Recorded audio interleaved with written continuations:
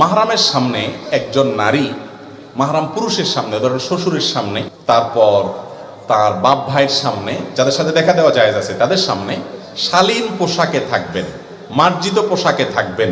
তার চেহারা, তার হাত, তার পা, পায়ের গোছা, এই অংশগুলো তারা দেখাতে পারেন, মাথা, এগুলো উন্মুক্ত রাখতে পারেন। ফিতনা সংকুল এই সময়ে নিজেকে যতটা শালীন রাখা যাবে স্বামী ছাড়া অন্যদের সামনে, ততটাই নিরাপদ এবং ততটাই সেফ, ততটাই ব্যক্তিত্ব বহন করে। এই জিনিসটা খেয়াল করতে হবে। বাকি শরীয়তের সীমানার ক্ষেত্রে যথেষ্ট আপনার প্রশস্ত। একই কথা পুরুষের জন্য প্রযোজ্য। পুরুষ তার শ্বশুর বাড়িতে আপনার যারা মাহরাম আছেন, শাশুড়ি আছেন, তারপরে যাইয়া আপনার তার বোন নিজের বাড়িতে আছেন, মা আছেন, তাদের সামনে নাভি থেকে হাঁটু পর্যন্ত এই অংশ তিনি ঢেকে রাখবেন, বাকি অংশ প্রদর্শন করতে পারবেন, কিন্তু তাকেও যথাসম্ভব শালীন এবং যথাসম্ভব যতটুকু না হয় না ততটুকু তিনি উন্মুক্ত রেখে চলতে পারবেন ওই মূল অংশের বাইরে।